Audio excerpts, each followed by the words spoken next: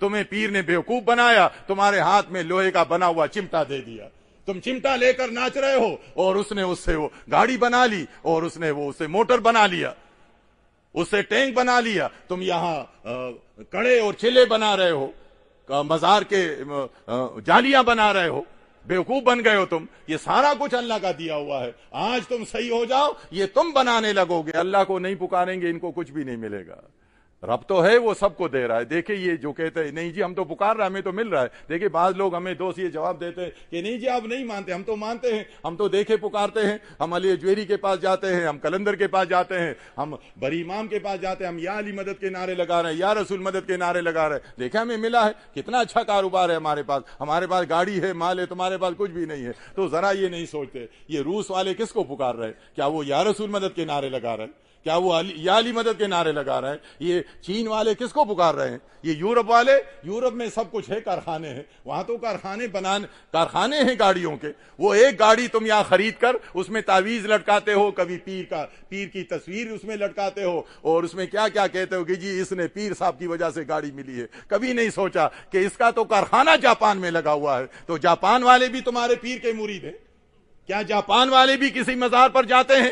اللہ کا لوہا تھا, اللہ نے انسان کو دماغ دیا, اس نے اس کو استعمال کیا, اس نے گاڑی بنائی, اور تمہارے دماغ میں تمہیں پیر نے بیوقوف بنایا, تمہارے ہاتھ میں لوہے کا بنا ہوا چمٹا دے دیا.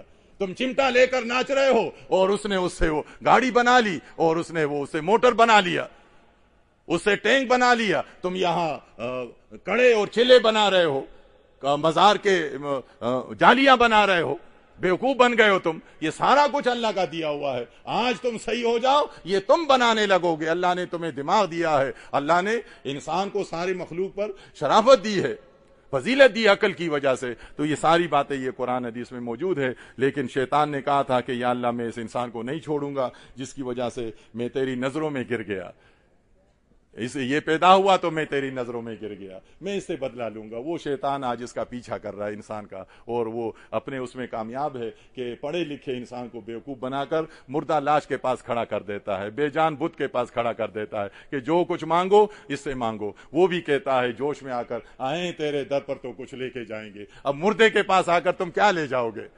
اگر کھول دیا جائے تو بدبو ہی لے جاؤ گے, اور کیا لے جاؤ گے تم؟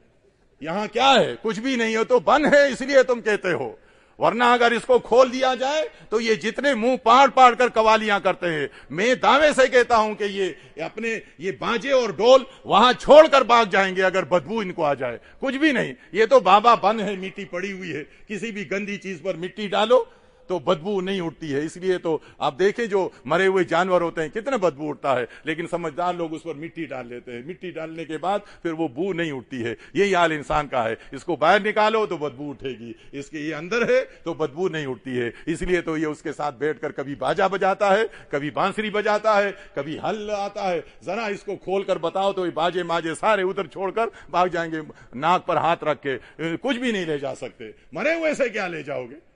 مرے ہوئے تو محتاج ہوتے ہیں, ہمارے اسلام میں بھی ہے. مرا ہوا مسلمان محتاج ہوتا ہے. کیا کرنا ہے؟ دعا دینی ہے, یا اللہ میرا بھائی تھا مجھ سے پہلے چلا گیا, یا اللہ اس کو معاف کر دے, اور ہمیں بھی معاف کر دے.